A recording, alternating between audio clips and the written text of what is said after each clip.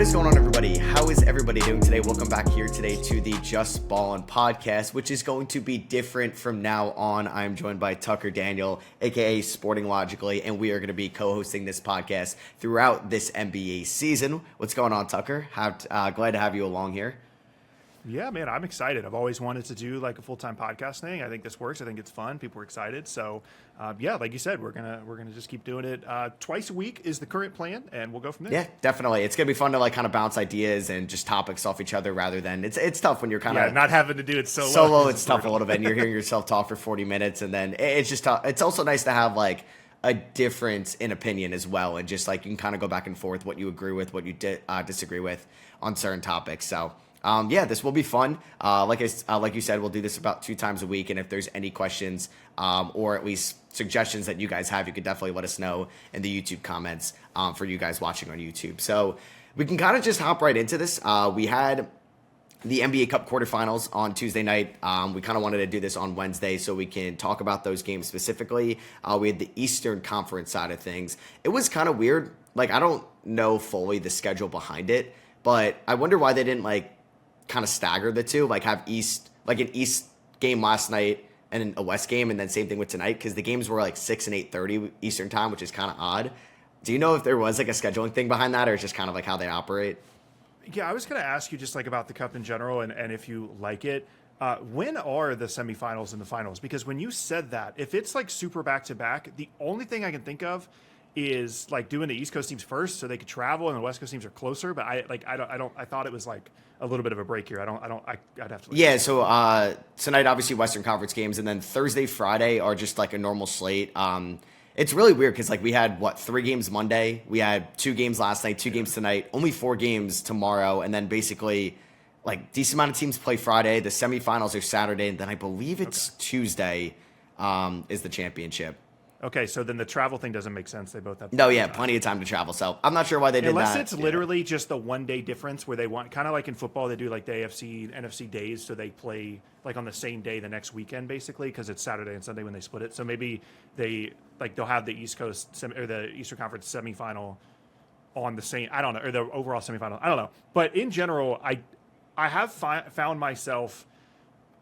I don't know if I'm enjoying it more than I did last year, but in general, I'm more into the NBA Cup than I thought that I would be. And I think it just, more than anything, it gives more emphasis on some of these regular season games, which obviously is the goal.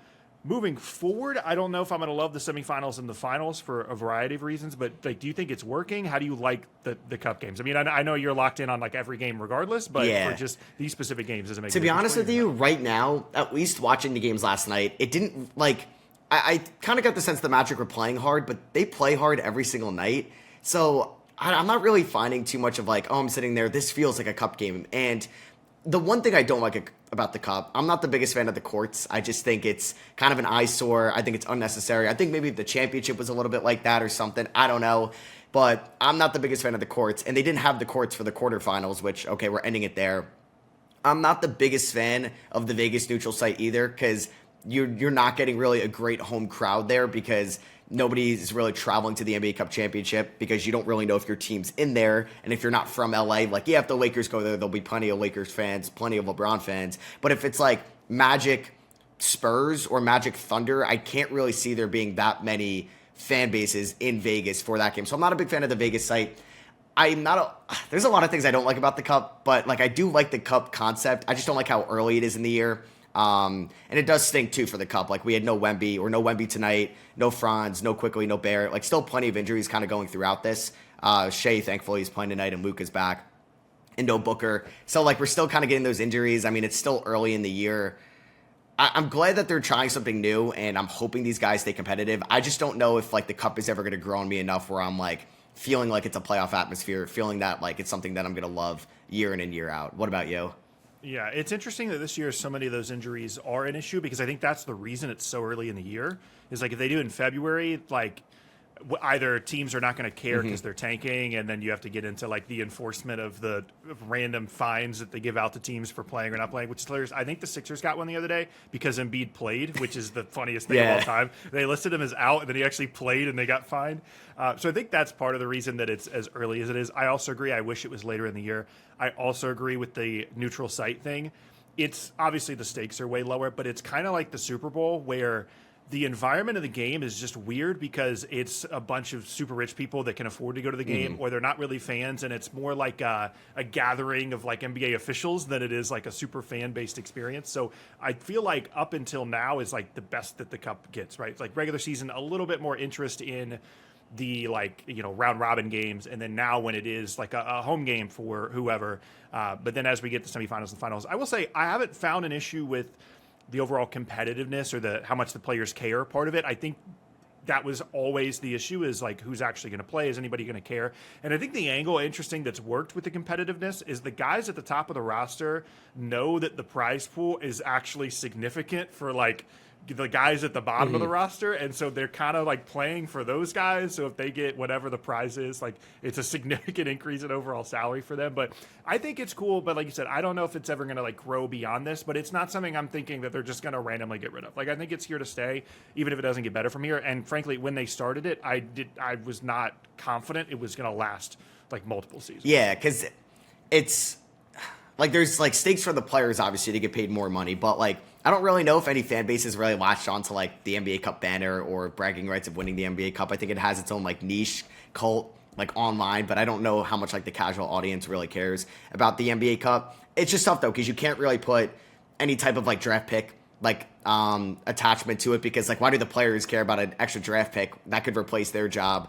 You can't really put a playoff, like an auto playoff bid, just because it's so early in the year, and I think that gets so tricky later on. I don't know. It's tough. It's like what if you win the cup, that win doesn't even count towards your record. Like maybe that could help. I don't know. You get an additional win in your win percentage. At the end of the day, that could be useful. But yeah, you get the least disruptive thing they could maybe do is if you win the NBA Cup, like from a team perspective, you get like an auto tiebreak. Like if you are tied with someone for the 6th seed, you're automatically the 6th, or however the standings work out. But yeah, at that point, it's kind of like deciding home court advantage with the winner of the All-Star game, which the All-Star game is a catastrophe as it is. But like you don't really want to put real stakes on it. But regardless, I still find the games interesting, and they give like a little bit more intrigue to the 1,000 NBA games we have every year. So, and last night specifically were very, very strange games. We're going to go Magic Heat first, right? You cool with that? Yeah. Heat start the game up 15-0, and the Magic win the rest of the way 117-93. So I have like kind of some larger picture thoughts on the Magic specifically, but what did you think about the game last night? Yeah. I thought, at least going into this, I think like the Magic or the Heat were favored about 5 points. No Franz going into this game. There was a chance Hero was going to miss. He ends up playing. They do lose like Pelle Larsson with an injury like earlier in the game. I forget if that was the second or the third quarter. But I know like when these two teams play each other, it's going to be like extremely physical. And I've enjoyed all three matchups they played this year. The Magic are now 3-0 against the Heat. They played over the weekend? I think they opened up the season against each other. The Heat have some weird issues right now. I don't know if it's going to like coincide with Hero coming back, but it's around that time where this team's like overall offensive game has taken a little bit of a dip. Their 3-point shooting hasn't been as effective as of late. They've had, you could say, for where the Heat were going into the year, like a bad loss against Dallas going into this, a bad loss against Sacramento going into this. Like this is something where they can kind of right the ship in a way and end their 3-game losing streak, but it ends up going to 4. It's just like, I think the Magic are such a fascinating team kind of going forward as well. Paolo was on a little bit of a minutes restriction, but he ends up playing 32 minutes. He was kind of still finding his footing back out from recently coming back with the injury. But yeah, Desmond Bane looked like the best player on the floor. He looked better than Bam Adebayo. He looked better than Norman Powell and Tyler Hero. And yeah, the Magic shot 47% from 3, knocked down 15 of their 32, and that's what Desmond Bane could do for this team. He's been really good as of late, and he definitely looked like the best player on the court in my opinion. Yeah, the Bane thing has been weird because in the start of the year, he just wasn't shooting that well. And I had this intrusive thought of, is there something just happening with the Magic where they bring in guys that can shoot, and then as soon as they get to the Magic, they can't shoot anymore? Like KCP last year, Desmond Bane this year had like career low shooting percentage from 3. And I think last night is obviously what they had in mind when they added him. And it's obviously goes into a larger conversation about Paolo and Franz when each of them play, when they're playing separately. But I think especially last night, it's just very noticeable when they prioritize Desmond Bane more, they just play faster. And I don't mean just like in transition, but in the half court, there are just things happening more. They're creating advantages quicker on the move than they do when specifically Paolo. Like Franz attacks a lot more out of ball screen stuff, whereas Paolo is a little bit more of like a kind of a mid-post ISO guy. But there's just a pace and a flow that when you really get going, Desmond Bane just works so much better for them. And it's just easier to prioritize him when only one of these guys is playing. It's a little bit weird when Paolo is taking spot up corner threes and Desmond Bane's creating, but I think there are times when that is the best version of the team overall. And I definitely have more takeaways about Orlando than I do the Heat in general, like coming out of the game or for the season overall. Because I think it was kind of predictable that Miami's offense would maybe slow down a little For sure. when Tyler Hero came back, whether that's a season-long trend or not, but just integrating him back into this crazy style they've been playing all year. And I think is also just a little bit of an indicator of, I know we're going to talk about Giannis later, but like I've had Heat fans talk to me about like, oh, well, why are the Heat not more involved in Giannis stuff? And I think they could be, but it's kind of been proven over the years that Tyler Hero at the center of those kinds of deals, teams just don't see a ton of value in him with that. And I think Khalil Ware more so would be the trade piece there. But it doesn't mean that Tyler Hero is a bad player. It just means that he's limited in what he can do for your team overall. He can really score. He's going to make $30-something million a year. He's sneaky extension eligible too, by the way, which if you're trading for him, then you got to sign back up to sign him to a new deal. So I think the Heat are good, but they're a little bit like some of these other teams, even Toronto, which we're going to talk about later. They've had this really hot start to the year, and then maybe things are going to level out for them a little bit. Yeah, definitely. I agree with your point where the Magic do play faster. I think when the offense is kind of being initiated through Desmond Bane, who's now scored 37 points, I think 3 times in the last 2 weeks, like that exact number. And he's showing, I think Desmond Bane too, I'm pretty sure the stats back this up, but he gets off the slow starts every year, and then he kind of finds his footing when you get to late November, December, and into January. And we're seeing how effective he could be for this team right now. I thought there were some good Paolo possessions, some bad Paolo possessions, still kind of settling in some jumpers. There is still some clunkiness when he's out there, especially if it's with Goga Badatse, where neither guy is a big threat from three. Paolo, you can't really leave wide open, but he's not somebody that is going to shoot at an elite clip. He did go 2 of 5 last night. I've enjoyed when it's Bane, Suggs, and Black kind of all working as downhill drivers at times, but it's just now that it's Paolo here and Franz here, you kind of lose a little bit of that floor spacing when you have Paolo out there with a non-traditional shooting big. And I think that's why Wendell Carter Jr. has been a big part of the Magic's success offensively this year, because he's now hitting his threes, something he wasn't really doing over the last year and a half. So once again, it kind of just stinks that it feels like the same thing happened last year where Paolo gets hurt, and then as soon as he comes back, Franz gets hurt. And it's the second year in a row. With the exact same weird quad injury. It's so weird. It's absurd. And we're not going to see this team at full strength for however long. I think it was 4 or so weeks for Franz, or it might be even longer than that with the ankle injury. So we'll see. I think it's going to be fascinating to see how they look in the second half with those three, or at least putting Suggs out there and Bane and really seeing this team at full strength. Because I think at times they do have some bench issues, but once you get Franz out there, who's going to play 35 minutes a night, now you're playing a little bit less to Anthony Black. You're not going to maybe overtax him this early in the year, who's still kind of going through his growing pains, but is taking strides this year. And the bench could look a little bit better. I'm glad you mentioned the big as well. Wendell Carter Jr. is playing well, but the Paolo-Franz dynamic reminds me a little bit of the Jason Tatum, Jaylen Brown thing. Once Kyrie and all those other guys left, and it's okay, this is clearly their team. Neither of them at the time were great on-ball creators. They both kind of want to work a little bit more in isolation. They're not your traditional give them the ball and get out of the way guys. And I think Franz and Paolo are kind of like that in a way. And one of the things that unlocked Jaylen Brown and Jason Tatum was Kristaps Porzingis. He's going to go out there and shoot 6 threes a game and hit 2 or 3 of them, and that spacing kind of made things work a little bit better so that Jaylen and Jason could kind of grow their games. And obviously, there's some similarities in terms of the overall arc and age and growth and development. And I'm certainly not saying that they need to trade either of those guys or anything like that, but I think it's just one of those things where we all want the Magic to be really good right now, because I think most people really like Franz. Paolo's reps taking a little bit of a hit, but people like Desmond Bane. They like the team in general, and they want them to be better, especially offensively, and it's probably going to be either a personnel fit where even as well as Wendell Carter Jr. is playing, there's just his skill set might work. Someone else's skill set might work better at that spot, just more high volume as a shooter, or just those guys getting better because they're still so young. In terms of the actual numbers, this year the Magic are 8-7 when Paolo plays, and they're 14-10 when Franz plays. Obviously, there's some overlap. I think Franz left one of those games early, so it technically counts as a loss. But I think it's just going to be one of those things where they're probably not going to win 50 games. They're going to win like 46, 47 games, be slightly under expectation. And those guys just have to either continue to get better or they need to find their version of a Kristaps Porzingis, whether it be this year or next year. Especially, like you said, when they can't play the same way when Goga comes in. Goga's good, but they just can't play the way that they can, even with the spacing that Wendell provides. Yeah, and they're going to get Mo back at one point. I think he will be back before the new year. I'm not sure. I think he's week to week right now. Yeah, He's really good for them. Yeah, he was playing so well, and he was also another guy that can space the floor a little bit better than Goga, plays with a ton of intensity. So if you had to pick like between, so the Magic are 15-10, Heat are 14-11, so they're a game apart. If one of these teams won a playoff series this year, which one do you think ends up winning one? Say no team makes a trade. Orlando. I just think Miami, like fool's gold is the wrong term. I just think the way that the Magic play, their size, their defense is just a little bit more sustainable in the postseason. Whereas if the Heat don't shoot well from three in a series, or they don't have this like high pace, high energy kind of free flowing game because things slow down in the playoffs, I think that would slow them up quicker. I think they're both good. I just if you made me pick, I'd pick the Magic. Yeah.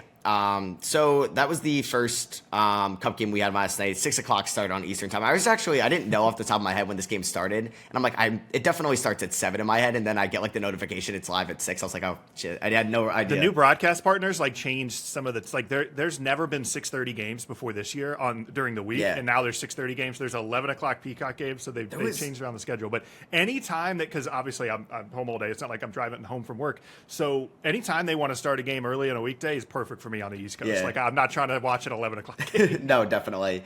Then we had the Knicks take on the Raptors. These two teams have played each other. I think this was the third time they played each other this year, with the Knicks being 2-0. No, excuse me. They only played once. So this is the second time they played each other this year. Knicks ended up beating them 117-101. There was no RJ Barrett, no Emmanuel Quickly in this game, and the Knicks were pretty much at full strength. Just no Landry Shamet.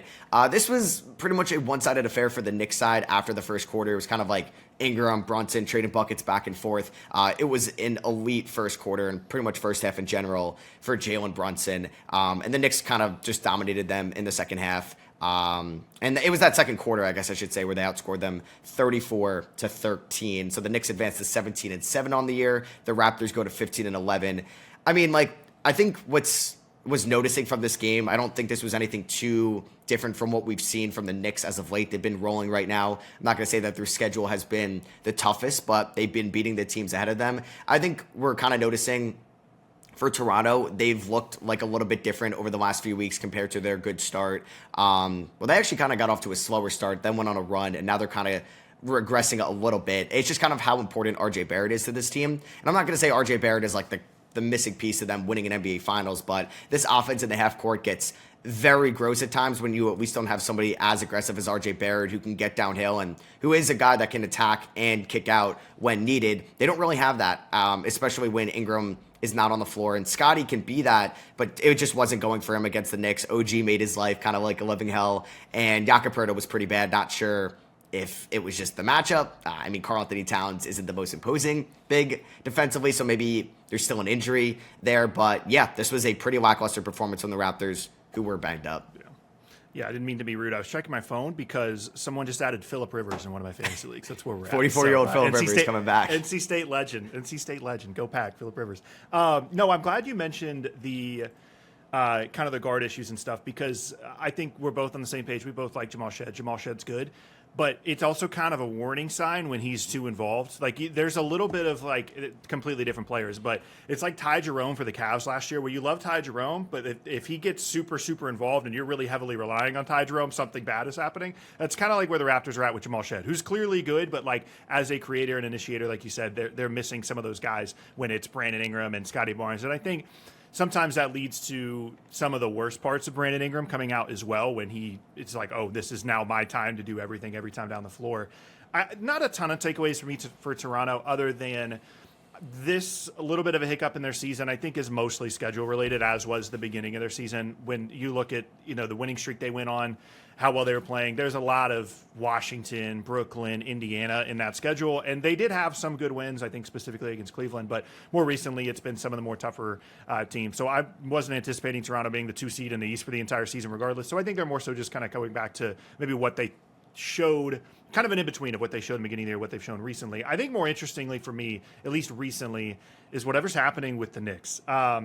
It's hilarious because I don't think Mike Brown wants to start Josh Hart. I think if he had all of his guys, there's no scenario, which he does, but he just kind of has to now because they played 7 guys, unless you count Yabusele's 7 minutes. They literally only played 7 guys. They brought Mitchell Robinson off the bench, and who am I blanking on? Who was the guard off the bench? Clarkson. Jordan Clarkson. Yeah. Jordan Clarkson. So it's my thoughts watching them last night. Now that Josh Hart's in there, they played a weirdly Tibbsy game. Like it was Josh Hart running around. It was offensive rebounds. They played 7 guys. Jalen Brunson played like 40 minutes and they won by 20. And it was just one of those things where it's almost like Mike Brown, like he's done some better stuff offensively and like Jalen Brunson's having an unbelievable year, but it was like the ghost of Tibbs like took over for them last year. Yeah. Or last night. I should have mentioned that McBride was out too in this game, which will even out the minutes. But yeah, this Knicks bench, it's not the deepest one in the world. And I don't know if they're going to give a young guy a chance. The Tyler Kolek minutes have not been great this year, but he's just like the 4th guard off the bench when Shamet is healthy. I mean, you're getting into like the weeds of thing and really throwing a dart, but like maybe they give Kevin McCullough a shot, just a wing with size, something they really haven't done. And Yabusele also has not been great this year for the Knicks. So yeah, they're running a lot of the starters out at times. Josh Hart has been incredible since he was kind of the starter when OG went down with the hamstring injury, and he's been pretty much a starter because McBride missed a little bit of time and they haven't started. Shamet got hurt. Yeah.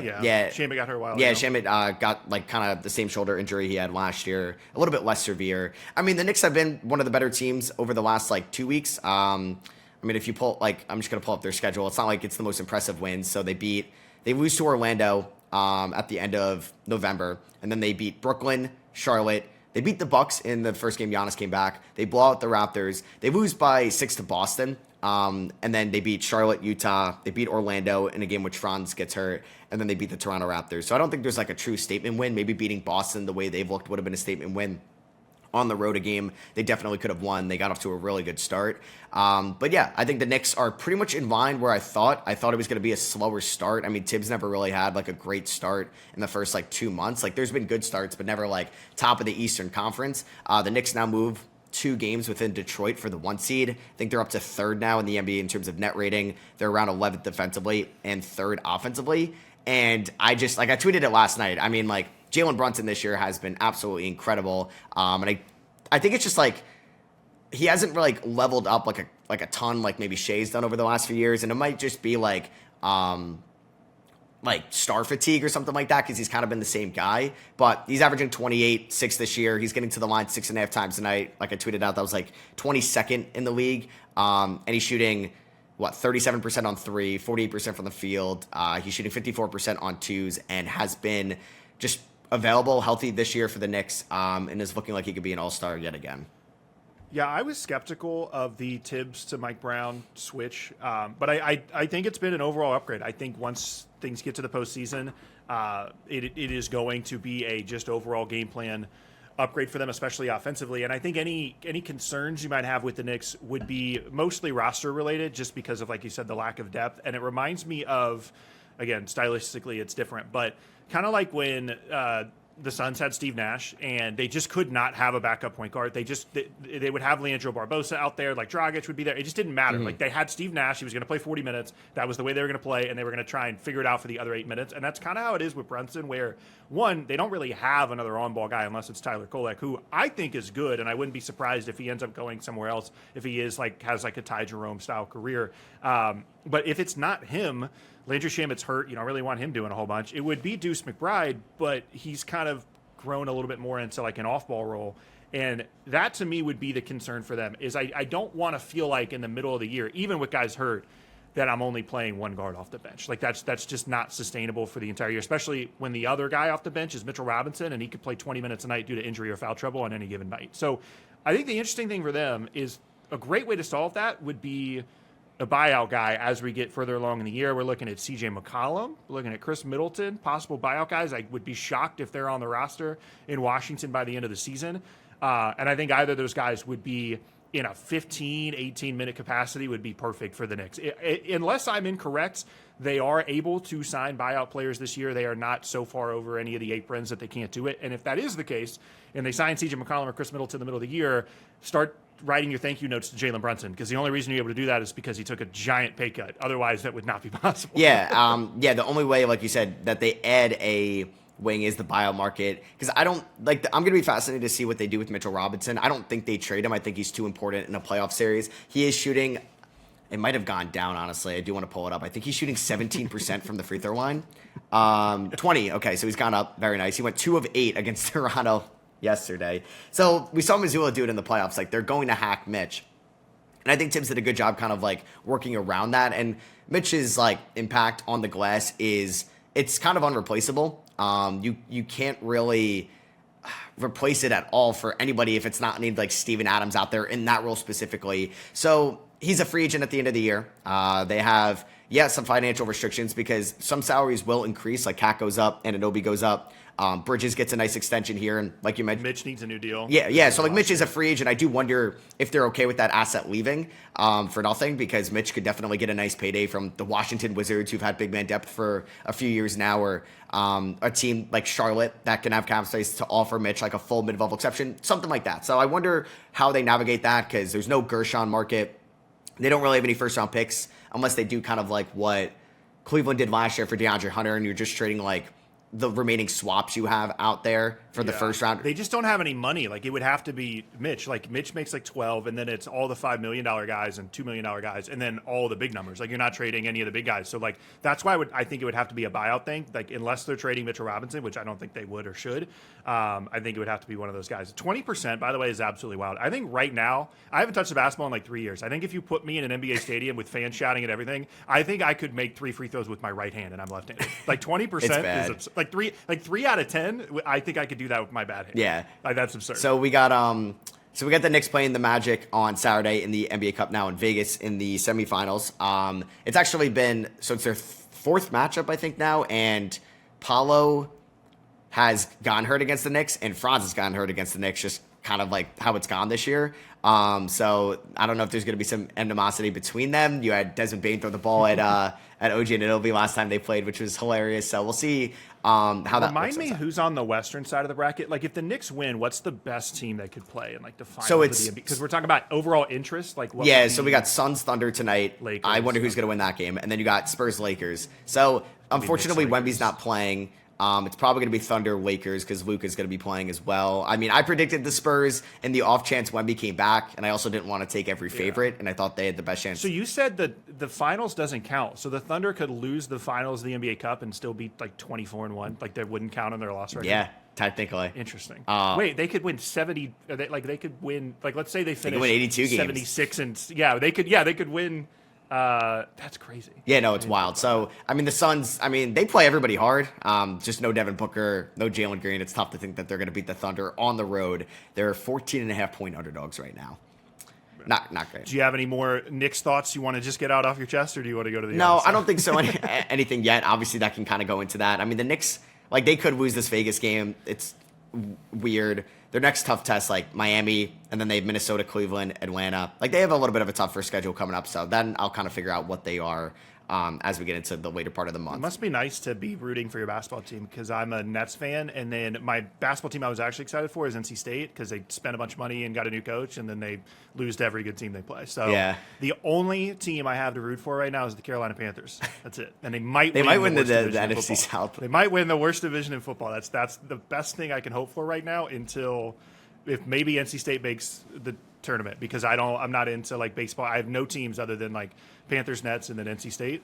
So it'll be a long off season if they don't make the division. Yeah, so we wanted to hit on the Giannis kind of situation. So just to kind of break it down, basically last week on December 3rd, Shams reported that Giannis and his agent are having conversations with the franchise about his future. Then unfortunately, Giannis that night suffered a cash strain against Detroit, and a game that they won, and he was going to be out for at least 4 weeks, they said. Doc Rivers has denied the idea of any of this being true. The Bucks have been pretty much one of the worst teams. I don't think they've had a win when Giannis has been like fully out, but they did win that game in which Giannis ended up getting hurt. Giannis is eligible to sign a 4-year, $275 million extension with Milwaukee, or a team he's traded starting October 1st of 2026. So that was always going to be like an interesting deadline with all of this. Like, if he did not sign an extension that month, you have to trade him. Like, you cannot run the risk of Kevin Durant 2016 Warriors for you.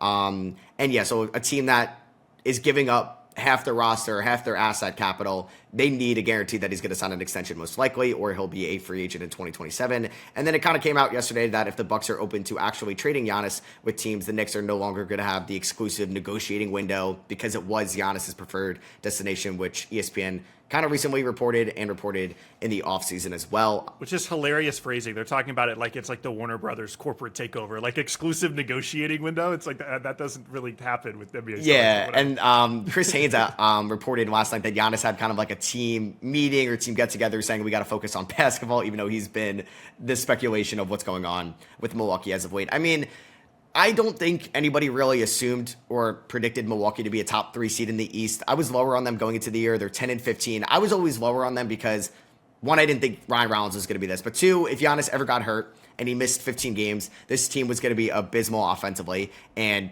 they have been when he's been out. Now, the Ryan Rollins, AJ Green, Kuzma, Giannis, Miles Turner lineup has actually been one of the best 5-man lineups in basketball. It's just a shame that Giannis has missed some time this year. But you're 10-15.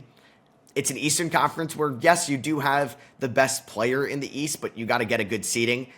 We saw it not really matter against Indiana last year. It is still wide open 100%, but it does feel like Milwaukee has a very slim chance of getting to the playoffs as a top 6 seed, but then also winning enough where Giannis would want to stay. They don't have great asset capital going forward, so there is the idea that you could trade him. So yeah, I guess like, what's your opinion on this? What's your thoughts? And we can kind of go from there. I think it's pretty clear at this point that Giannis is having a little bit of regret of not maybe forcing things a little bit more in the offseason. It's getting a little Dwight Howard-ish right now, where it's just, I want to leave, I don't want to leave. I want to talk about it, I don't want to talk about it. And it's got to be exhausting for everyone within the organization, because the Bucks are never going to trade Giannis unless he asks or he doesn't sign the extension, like you said. If he is under contract for more than one more season and he does not specifically say, I would like to leave, they are not going to trade him, because everything that matters about Bucks basketball for the next 5 years goes out the window the second that you trade Giannis. You can get a bunch of really cool stuff for him, but all the really cool stuff, as we've seen with basically every star trade ever, with the exception of Paul George, where they got SGA, you're not getting that level of guy back in just one asset in the trade. And that's the only thing that elevates them to where they were when they won the title. And so in terms of the trade specifically, unless Giannis says, I'm out, it's not going to happen this year. And even if he does, I find it hard to believe that if you go down the list of teams, you can find a team that A, has enough stuff to trade for him right now. That's the Knicks issue. B, sees themselves as needing to trade for Giannis or willing to trade a bunch of stuff for him. That's kind of the issue with a team like Houston. Or feels ready enough to trade for Giannis and go ahead and beat the, as of this recording, 23-1, probably going to win 77 NBA games this year, Oklahoma City Thunder, which is the issue with a team like the San Antonio Spurs. So I think you can come up with a bunch of really cool trades for Giannis, but a middle-of-the-season Giannis trade has almost no precedent within the history of the league, with the exception of literally Kevin Durant, which I think is the interesting comparison that you made. A player of that caliber trading a bunch of stuff in the middle of the year for him, it just does not happen. And I think what you outlined is the right take, and that is that October 1st deadline was always going to be the kind of thing we were waiting for. Because at that point, Giannis doesn't have to tell them he wants to be traded. He can just not sign the extension, and then they have their answer. Yeah, for sure. I agree that it's really tough for this to go down mid-season. I mean, I'd like to see Giannis retire as a Buck. I think it's cool that I've said this like kind of on my platforms, that it's cool looking back in history and you look at the Dallas Mavericks and you think of Dirk Nowitzki. You look at the Spurs, you think of Duncan. The Warriors will be Curry. Like, I wonder what people are going to think LeBron has. Probably still the Cavs at the end of the day. But I think it's cool if a player does spend majority or the whole part of their career with one singular team. It's just like Giannis would have to be looking at this team right now. And I do think, I mean, it was tough to really kind of hinder your long-term future for some short-term success, waving and stretching Damian Lillard. You would have had to pay him $50 million next year as well, but you would have been off that contract. Now you're locked into stretching him for 5 more years or 4 more years after this. You're paying Miles Turner on top of that. You would have had a chance to like reset everything if you didn't maybe trade away your swap last year for Kuzma and you didn't do what you did in the offseason for Dame. Now they had an out if Dame didn't tear his Achilles. Like, I think they could have filled it out a better roster this year if they traded Damian Lillard. There would have been somewhat of a market for him. So it was unfortunate that happened. But yeah, this team I don't think is going to get better in the next 2 years. And is Giannis willing to hold off? This team is going to be an above average playing tournament team, maybe a high end playing team for the next 2 years. He'll be 33. Is he okay with that? Because I don't see how this team gets that much better unless they have a max spot. You convince a star to come to Milwaukee, which hasn't really been done before. So it's tough. I mean, if you're looking at a basketball aspect and a team building aspect, I would probably trade Giannis. But when you look into what he's done for the franchise, what he means for the city and all that, I wouldn't trade him until he actually asked out. Yeah, it's interesting. You're talking about like what teams people are associated with. The LeBron thing's crazy because he's been with the Lakers right now longer than he was with the Cavs the first time, which makes absolutely no sense. That's wild. It makes no sense. But I still think people remember him as a Cav. That's the other issue as well. You mentioned some of the draft asset stuff. This is not going to be a typical kind of break it down and rebuild situation unless they trade with Atlanta, because they're not going to be able to get most of their future picks are out the door. So it's not like you can just win 20 games this year, grab a top 5 pick, get a bunch of stuff for Giannis, and then you're good. Mm-hmm. And like you said, I think it's one of those things where if Giannis went it's kind of like where we were with Dame at the end. It's like, just request a trade. Like, no one's going to be mad. It's fine. The team's not good enough. It's the team's fault. Like, they did not build a good enough team. They tried. You won a title. Then they tried to repeat the Drew Holiday thing by trading for Dame, and it didn't work. And the only reason, we all know that the only reason Giannis would want to leave is because the team isn't good enough. Like, he is loyal to the Bucks, but he's not going to be loyal to the Bucks on a 35-win team. And so I think it's just one of those things where I'm doubtful that it happens this year. If it was to happen, I think the Spurs are probably in pole position. It would be the Knicks if they had any stuff to trade. Like, if you in a theoretical universe could go back and rescind the Mikal Bridges trade and get all the assets back, I think Giannis is probably a Knick this season. But given that they can't do that and Mikal Bridges does not have that equivalent value to other teams that aren't the Knicks, I think it would be I think that the quote unquote betting favorite trade for Giannis would be San Antonio. But if I'm, it's a crazy sentence to say, but like, I don't think I'm super excited about trading Dylan Harper for 31-year-old Giannis. I mean, I know Dylan Harper's just a rookie, but like, I like Steph Castle. I like Dylan Harper. I'd be interested in De'Aaron Fox, but I don't think that's what the Bucks have in mind. And I don't think that even that scenario for the Spurs, De'Aaron Fox is good and fits the timeline of what you want to be doing. Like, you don't want to go up against the Thunder in a postseason series and have Dylan Harper and Steph Castle, and as young as they are, as your starting backcourt, even with as good as you'd be with Giannis and Wemby. So I don't think right now, middle of the season, there is a fit, and unless it's a mystery team, like unless Detroit says, yeah, we'll trade you Jalen Duren and Asar Thompson and some stuff for Giannis because that's just what we want to do. Unless it's one of those, the teams that are at the top, the favorites, I just don't see how it happens. Yeah, I mean, that's where I think it's like interesting to look at, because you'll see fan bases like kind of you just mentioned, like, I don't want to trade Dylan Harper for Giannis. Like, I don't want to trade Amen Thompson for Giannis. I don't want to trade away Jalen Johnson for Giannis. And I think it's tough because you're going to have to trade one of those guys if you do want Giannis. Now, yes, you could trade probably Castle, Vassell, picks, maybe, but that probably comes in the offseason. I do think, like, you can probably not have to give up like that blue chip guy, but you have to like gut half your roster, especially if it happens in season. Like, if you don't want to trade Alperen Şengün or Amen Thompson, like, you're trading away Shepard, Jabari Smith, Tari Eason, Fred VanVleet, and all your draft picks. Like, you're not going to have a bench after that. Yes, you're going to have KD, Thompson, Şengün, and Giannis, and a bunch of veteran minimums after that. But you can dangle one of those guys to get 90% there. I don't really think that's a popular take. I mean, I'm not like a Rockets fan, so I don't have that attachment to Alperen Şengün, but I don't see them trading Şengün for Giannis at this like point in their careers.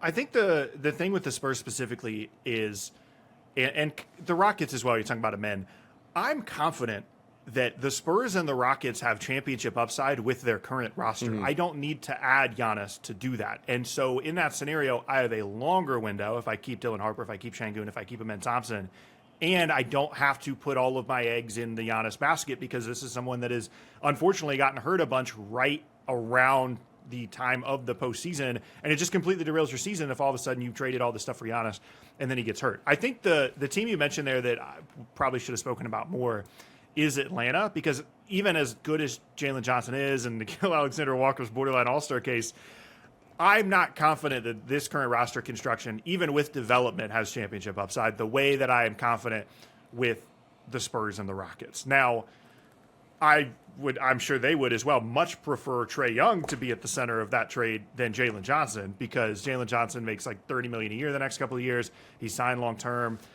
you kind of create this almost Rocket style roster. We just have a bunch of wings, some guys who can handle the ball. You've got Giannis in the front court, and I think they would kind of fall a little bit in that mystery team, like I mentioned earlier, of all the pieces kind of coming together. Of they have assets, they have control of at least one, if not more, of some of these Bucks picks as well, which makes them more intriguing to Milwaukee as well. So. That's kind of where I land. It's like if I already feel like I can be really good over the next couple of years as my team gets better in Houston and San Antonio, Giannis 31, yes, he's still at an MVP caliber level, but that might only be the case for the next 24 months. And then all of a sudden I've lost out on the entire career of Dylan Harper and Steph Castle when I could have just kept those guys. Anyway, not to mention the fact that even if the Spurs add Giannis, I'm not confident that then anyone's beating Oklahoma City this year the way that they're playing. So do you really want to chase that bar? Now, they might add a top 5 pick, and who cares? But I don't know if that's a bar I want to be chasing in the middle of the year. I know. It's tough because OKC is so much better than everybody else. And the one team that can maybe beat them is Denver, and they're not obviously a Giannis team. I mean, for Houston and San Antonio, as fascinating as they are, it's like you traded Kevin Durant to win now, though. I mean, maybe they didn't realize how good OKC is going to be, but would you maximize that Kevin Durant window? I'm not sure. And for San Antonio, you're never going to get Wemby this cheap again. You may never get him this healthy again, and he's not even been healthy this year at least. So, is that incentivize you to go all in? They're not a franchise that really operates like that, so I really highly doubt they traded for Giannis unless it's an offer they can't refuse in the offseason. And then it's like, what does Milwaukee want to do? Because they don't own direction of their first-round picks for 5 more years. So what does projects and picks get you when you're just going to bottom out, and Portland and New Orleans is going to luck into a top 10 pick from them going forward? Which is why maybe a Jalen Johnson package would intrigue them, because that's kind of the middle of guy that gets better, but guy that is going to make an all-star team this year. I think if we did a draft, which we probably will coming up pretty soon. So for Houston, if you're like, hey, we're going to trade for Giannis, we've got all the other pieces figured out, but one of Amen Thompson or Şengün has to be in the deal. Which one are you putting in the deal if you're Houston? It's like the Steph Curry, Monte Ellis scenario. Right? I mean, yeah, I'm thinking, does KD, Giannis, and Şengün work? Obviously adding Giannis is going to work regardless, but I wonder how that gets in the half court. 3-ish ball dominant guys in a way. And it's fascinating, yeah, because Atlanta, like you mentioned, Trae Young, I don't know if you would want to just get there financially with Trae Young, or is the idea of pairing up Trae Young and Giannis. But who's to say that Trae Young wants to re-sign in Milwaukee and he could be a free agent? He's like, I can get the same contract to go play in Brooklyn, or I can go play maybe for the Clippers or somehow next year, right? So why do I want to play for the Milwaukee Bucks, who are a retooling, rebuilding team in a way? It's gonna be fascinating. I think in that scenario, if I'm Houston, I would trade Şengün. If I had to, if we got everything else figured out and it was picks and super non-super consequential guys, if it's Tyrese and Şengün and a bunch of picks, I think I would rather do that than Amen Thompson, because Giannis can more easily slide into the Şengün spot, and I just think Amen Thompson long term just has crazy upside, especially as complimentary is the wrong term, but he just can fill more roles, I think, than Şengün long term. And I think there's a scenario in which Milwaukee's more interested in Şengün because he's more of that immediate, he can actually kind of carry our team to 40-something wins right now, or 40-ish wins in the East. The issue with that is one of the reasons the double big thing works for Houston is because Şengün can shoot a little bit, and then if it's Giannis and Steven Adams, you might get 60% of your offensive rebounds compared to 40% you're getting now, but the spacing just becomes that much worse. So I think we're kind of on the same page with the Giannis thing. I wouldn't be Luka level of shocked if I got the notification one day that Giannis got traded, but I would be, as of right now, unless we get more details of he's officially requested a trade and he's given them a list, I'm at a 10% chance right now that he gets traded middle of the year, before February. I was going to ask you, if you had to rank these 3 things most likely to least likely, he gets traded deadline, he gets traded offseason, or he signs an extension. I would say off-season. He gets off-season first. Would you say extension second, deadline third? No, I would probably put extension last. I think the extension thing is I think Giannis will not be on the Milwaukee Bucks in when the 2026 season begins. He will not be on the Bucks. Yeah, the offseason's going to be interesting. It just kind of goes back to the OKC thing. We'll see if they're vulnerable in the playoffs. It doesn't feel like they're going to be, but say a team like the Denver Nuggets beats them in round 2 or 3 somehow in 7 games.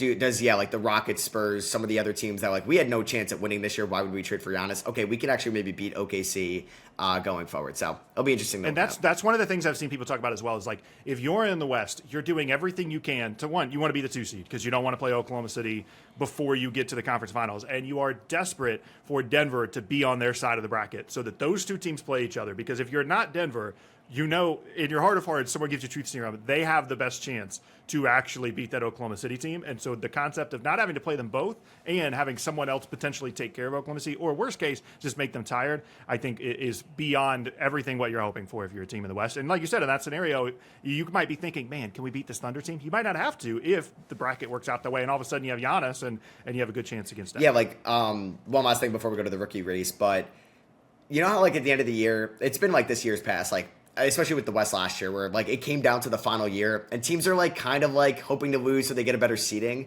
Like I think teams in the Western Conference, if there's like a 1-game gap between 2 and 8 or something crazy like it was last year, 3 and 8, teams would rather be the 7th seed 100% and be in the playing tournament than be the 4th seed, because then you don't have to play OKC round 2. Which is why we need playoff reseeding after the first round, but that's a whole different conversation. But yeah, it is crazy how much OKC just kind of looms over all this, and the fact I actually just recorded a video about this like right before we started this. Not only are they so good this year, but it's not like the KD Warriors where it's like, oh yeah, he's going to leave eventually, so it's fine. Like they might get a top 5 pick and be better and replace all the guys that are getting their net rating is double the Knicks, who are at the top of the Eastern Conference in terms of net rating. The only team is the Nuggets right now. And the one, they genuinely could be 24-0 because the one game they lost, they blew a lead to Portland. Like they genuinely could be. I think it was a back-to-back too. And SGA's playing like half of the fourth quarters. It's just, we could talk about the Thunder another day, but it's absurd. You want to talk about Rookie of the Year stuff? Yeah, we can hop into that. So I actually didn't look up like odds off the top of like this to see who's the Rookie of the Year favorite. I'm going to assume it's Cooper Flagg just because of what you're projecting throughout the rest of the year. I don't know if you'd agree with me, but if the season ended today, which it's not, I would go with Con Knippel as my Rookie of the Year just for what he's done with Charlotte this year and how elite of a shooter he's been out of the gate. But yeah, there's been some great rookies so far this year. I think it's going to be a fun race for all rookie first team. Is there like a specific guy you want to talk about first? Do you just kind of want to bounce around between some of these? Yeah, we'll just kind of talk about the race. You are correct. Cooper Flagg is the betting favorite. I think that's more so of like a market indicator than anything else. Not I think if we voted today, I think Con Knippel would win the award. But I think just either season long or anybody that sees a plus number next to Cooper Flagg's name to win Rookie of the Year is probably going to bet it. So that's probably more of an indicator of the market than anything else. But yeah, I just want to talk about a handful of these guys because the one thing I'm very thankful for is that we more than likely are not going to have to deal with this guy's stats are worse, but his team's better, and this guy's team sucks, but his stats are better. Most of these guys are on teams that suck, so we don't have to worry about that, with the exception of if Cooper Flagg's Mavs make a run to the play-in because the 10th seed in the West is just that bad. And Dylan Harper is going to probably be on the best team, but he's not going to have the numbers because of that. Right. Yeah, so like if you just go off the NBA's rookie ladder right now, in order, they went Knippel, Flagg, Fierce, Coward, Queen, and Edgecombe. Who's obviously fallen off since the start of the year. But I want to talk about Con Knippel because I think it's one of those things where he's on the Hornets. He's getting attention, but maybe not as much as he should. So do you off the top of your head know who the rookie record holder is for made threes in a season? It's a pretty recent guy. I have the top 11 pulled up because it's a funny list, but the most made threes by a rookie in the NBA. Mm-hmm. I wouldn't have been able to guess this because it's recent, but it's just not someone I would have. I have like a random guess. Keegan Murray. Yeah. Oh, it is Keegan Murray. Okay. I was like random enough, but good 3-point shooter out of the gate. 206. He's the only guy that's ever made 200 threes as a rookie. Right now, Con Knippel is on pace to make over 270 threes. That's crazy. So other guys on the list, Donovan Mitchell, Damian Lillard, you'd expect that. Steph is 9th. He made 166 threes, I presume, because he didn't play the whole season. This is a crazy list. Sadiq Bey, 5th on the list. Landry Shamit's 8th on the list. Kyle Kuzma's 10th. He made 159 threes as a rookie. At 11th is Rudy Fernandez. So just a funny list. But like, you are, I think, more into the draft than I am. At the time, people really liked Knippel, but 4th felt a little high, right? Like it felt a little bit like Charlotte picking like slightly more for fit than like draft night when his name came up. I think people thought it was maybe a few spots too high, which is always a stupid argument. It's like, okay, you pick him 6th, but not 4th. Yeah. That makes no sense. I would say the only argument was consensus. Like potential going into the draft. The only other guy you could have really made an argument was Ace, but Ace didn't want to go to Charlotte. And I like Khan more than Ace before the draft. Yeah, like I guess Ford did. I mean, throughout the whole year, like I remember the draft process very well. Nobody had Khan in the top 5 until kind of their March Madness run and leading up to the draft, and some guys started to fall a little bit. I mean, I'm glad Charlotte didn't overthink this. They could have just said, like, screw it, we're going to take Ace Bailey. He doesn't want to be here. He doesn't have a choice. It would have been a terrible fit for what they're building right now. I really liked where Khan ended up, and I really liked where Ace ended up. But yeah, he's definitely exceeding expectations for sure. I wish I had proof of this. It's just in like text with my buddies and like playing video games with them and talking about basketball. My like intrusive thought pie in the sky comp for Con Knipple pre-draft, like if he's going to be really good, was Devin Booker, which I know we're not really allowed to do comps like that. Like we have to pick a white guy when we comp Con Knipple. But like that, it's not far off the way they plays like early in their career, early Booker, even Book now. His game where he's not obvious, like the big thing with Booker was early in his career, he got an opportunity to do a lot of the on-ball stuff, which is why he's so good with pick and roll stuff now. And I don't think Khan's ever going to get to like that kind of level. But he's very square when he shoots. He's never off balance when he shoots. Obviously an unbelievable shooter, but the way that he can kind of use his shoulders to get guys off their spot, he's really strong. And he's not like Reed Shepherd was a good college player, but Reed was more of a like all shooter, not going to do a whole lot else thing. Like Con Knipple can attack a lot of these kind of in between angles. Someone attacks a closeout too hard.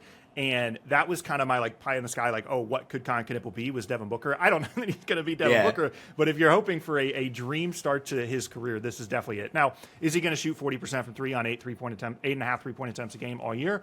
I'm not sure, but it's been really impressive. And like I said, honestly, if like we'll talk about Cooper Flag here in a second, but if the Mavs don't make the play-in, I think Con Knipple is going to win Rookie of the Year. I think that's where I would go right now, and I think like I said, those betting numbers are more so an indicator of like what they want people to bet on than it is like the actual favorite to win the award. Yeah, I think I kind of disagree. I do think Cooper Flag is like not a lock because injuries can happen and stuff, but I think his trajectory right now and the way he's been playing as of late and how comfortable he looks and how much somebody like Ryan Nembhard, who's not like he's an undrafted free agent, has made his life so much easier. Where I think like in the month of March, where honestly like the talent gets a little bit easier with all the injuries and the two-way guys coming up, like Cooper Flag could average 26 points per game in the month of March. I'm fully like expecting that to happen. I mean, the fact that Con is here, I would love to know what his odds were preseason. Probably not hard to find, but they were probably really nice if you took him.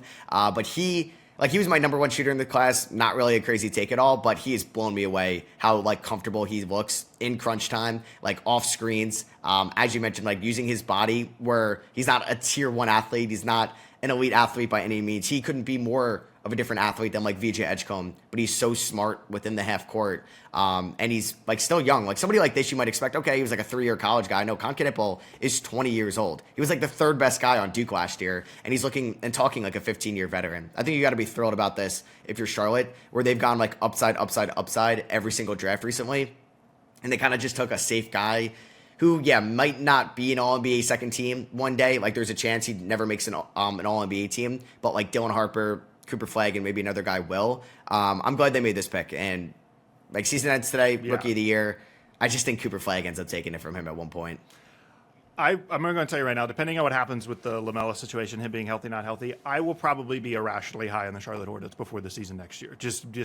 I like their coach. I like the way that we talked about this before. They play like they're supposed to. They're just not good enough yet. And that is way easier to do. It's way easier to just get better internally as young guys than it is to like completely change the way you play because you're changing coaches every 2 seasons. So I've said this the last 2 years about them, and I get burned every time. I'm done until I see it, sadly. But I'm excited about them, but I'm not. I like the coach, though. Yeah, no, I do like Charles Lee, too.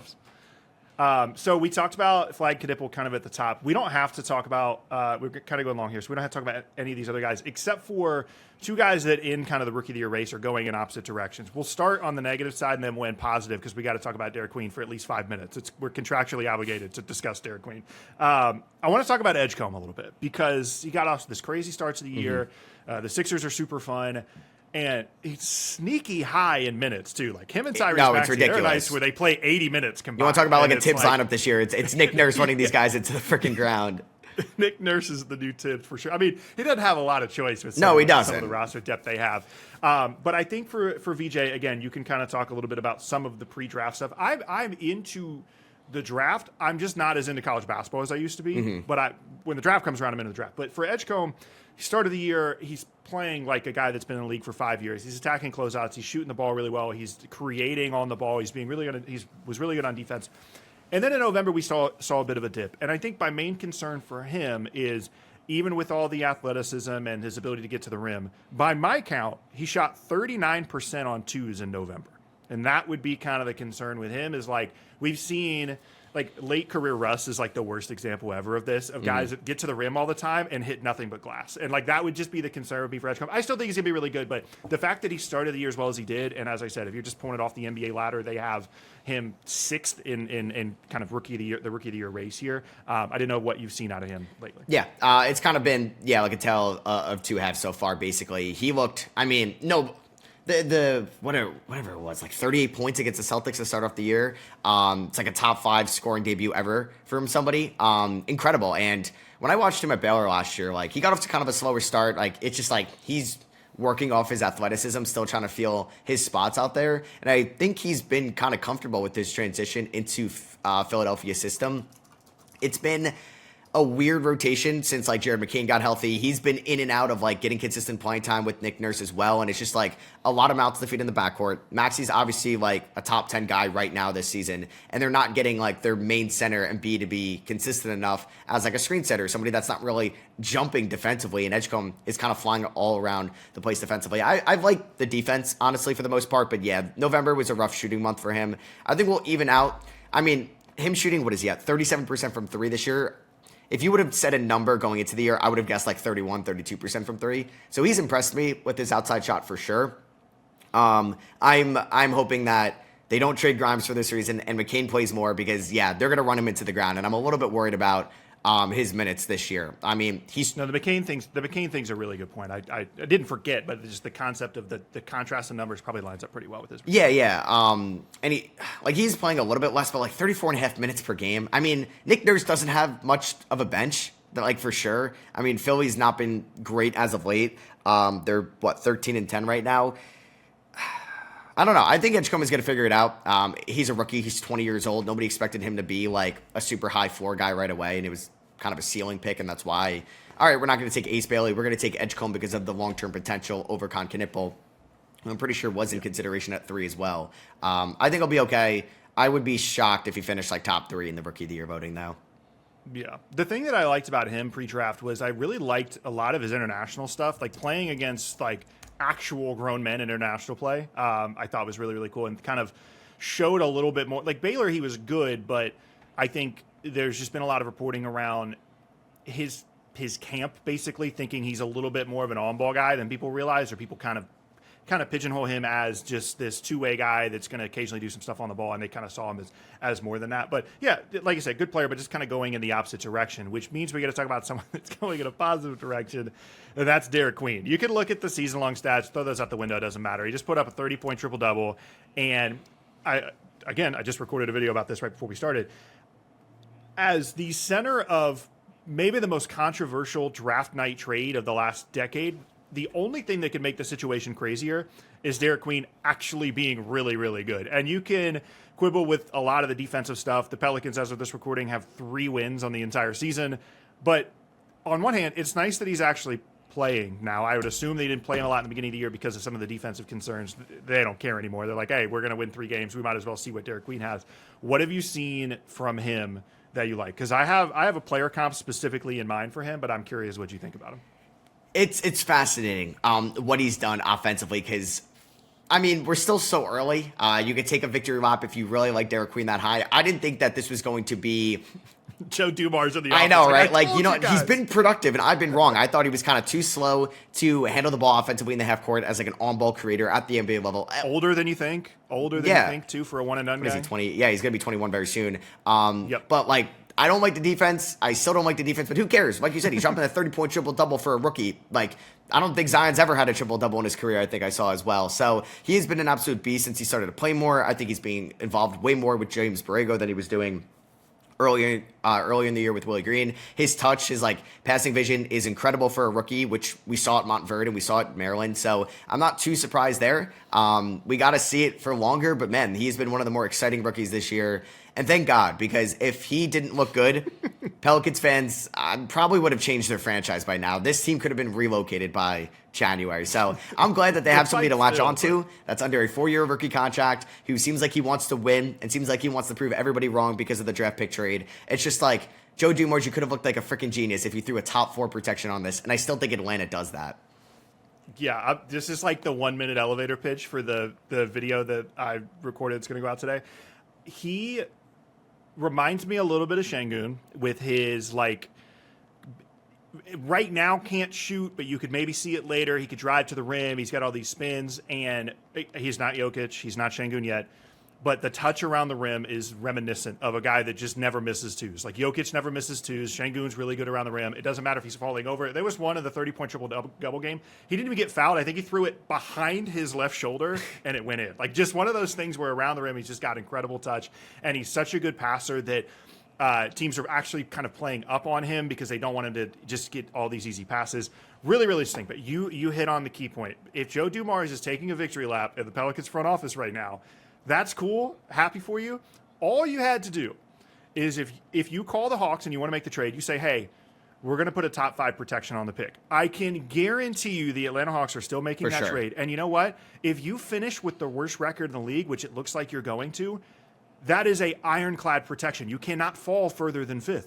So if you finish with the worst record in the league, you can have Derek Queen, you can have Jeremiah Fears, and you can have a top 5 pick in this draft. All you had to do was tell them top 5 protection, and then you're good. And there's just no scenario in which the Hawks are like, the Pelicans want to give us a pick, but it's top 5 protected. I don't really know if we want to do that. They're still doing the trade 100 times out of 100, yeah. And I will never, for the history of ever, understand why they didn't do it. And it's cool that he's good. Thank goodness he's good. But, like, it just, could you imagine if this is, what's Jan Williams? Cody Williams? You imagine if he got off to like a Cody Williams start for his rookie year? They might relocate. They might be the first ever middle of the year relocation of an NBA franchise. They might just put him in, like, I don't even know where. Put him in Poughkeepsie. Put him in some random city. I think Jeremiah Fears, and we'll get to him, has been like really impressive. Another guy was a little bit lower on. I still don't love his ceiling of what he could be unless he really changes some of his play styles. But hey, he's a fun young player right now, and he's looked good, better than I thought. In hindsight, you take Derek Queen at 7. You are going to maybe have the idea all year long to study your fan base. Derek Queen, Trey Murphy, and potentially Darren Peterson, AJ DeBanter, or Cameron Boozer. Because if Jeremiah Fears hits his peak, which can definitely happen, I think it's around like a Darius Garland, which you will definitely take. But I think there will be limitations. There's going to be limitations, though, and I wonder how Fears is like at the rim field goal percentage, how his defense is going to look. It's funny. Like, you see the Cam Newton meme, like, we give that grace to young players. It's cool now, but we'll see how it looks when he's 27 and he's making $40 million a year, and can you build a team around that? But that is so far down the line. I don't think Jeremiah Fears could be a number 1 on a title team. Nobody really did pre-draft. Darren Peterson, maybe Boozer, maybe DeBanter can. And that's what you could have sold to your fan base this year. A team that is, what are they, 3-22? 3-22. They were so bad. But they've had some What's close... lower right now, the Pelicans' winning percentage or Mitchell Robinson's free throw percentage on the year? What's lower? Oh, my God. What is it? I don't even know the math. They're 13% winning percentage. Oh, my God, that's so bad. I mean, they've lost some close games recently, too. Like, they could have been San Antonio. They lost a really good game against Minnesota in overtime. They played the Lakers well in that second half about a week ago. I don't know. It stinks. But luckily for them, Fears and Queen have been good. I've said this as well. Like, I'm done with Zion in New Orleans. I would cut him in the offseason. If you're not getting, like, just expiring contracts and some, like, a pick, 2030 unprotected swap, take that. You need somebody that's going to make up 25% of your cap space and is going to play. And he's just not been that for 5 out of 7 years.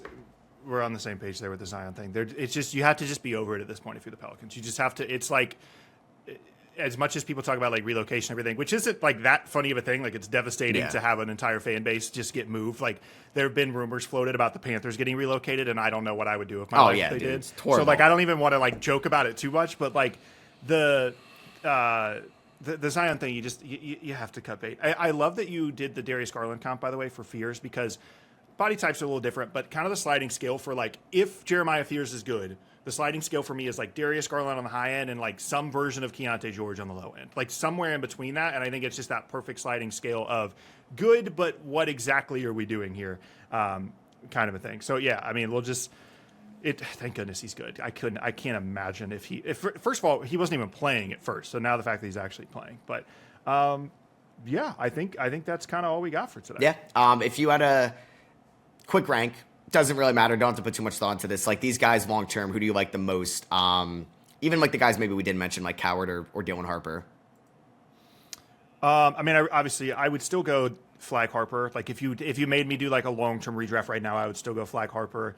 I don't. There's something about Knipple where it's like, I know that he's really good, but there's something about some of the like upside long term stuff that makes me want to put like VJ ahead of him. Yeah, put like Ace Bailey ahead of him. No, that's totally even fair. as good as he is, because it's like there's versions of VJ Edgecombe, there's versions of Ace Bailey, there's even versions of I think Coward and Queen that like. There's no requirements of what you have around those guys for them to be like all NBA caliber guys. Whereas Knipple, it just feels more like even as good as he's been, you need someone above him. Like you just, no matter what happens, no matter what peak he gets to, there has to be someone above him in the roster hierarchy. And I think there's just other guys, but I would probably go still in that order. I'd probably go Flag, Harper, and Knipple. But if I had to make a wager today and there's a plus number against Knipple's name, I would probably go with him for rookie of the year. Which, yeah, like you said, he's probably like plus 1,100 or something. Oh, for sure. Year. Yeah. Because Flag, I'm sure, was like a crazy heavy favorite. Yeah. That was fun. Good, I think, first pod here to start this off for the year. We're going to implement a mailbag too, which will get up and running kind of going forward, where we're going to answer like some of your guys' questions. I made it. Let me make sure I'm getting the name correct so I don't say the wrong one, because that would be... Yeah. Oh, you want to like shout it out right now? Shout it out. So... Yeah, so a couple things. So justballinpod@gmail.com for any questions, mailbag stuff. We can just read emails at the end of these episodes if you guys like. Socials-wise, TikTok and Instagram is the same thing, justballinpod. You guys want to follow there. I don't think we're going to make a Twitter for it, but we each obviously have our own personal Twitters and things like that, and we're going to, get things rolling here. But we appreciate everybody that has already been here for you, and like I said, just having to do a solo one sounded brutal, so let's just do it this way. I can't even imagine, like when I record... Like if a video for me comes out to like 11 minutes, I probably recorded for about 15 because I'm just talking and then cut little parts off when I screw it up. So even for me, like a 20-minute recording is long to just talk to myself. So I can't believe you did 40-minute solo pods. Yeah, it's tough for some topics for sure. And it's nice to kind of bounce off some ideas. Definitely going forward, I'm excited about this. So yeah, if you guys have any suggestions as well, maybe for ideas that you guys want us to talk about, you can let us know as well. I'll leave a link to those socials in the description and the mailbag as well that we'll answer for the next episode. So yeah, thank you guys for watching on YouTube and listening on audios, and we'll catch you all in the next one.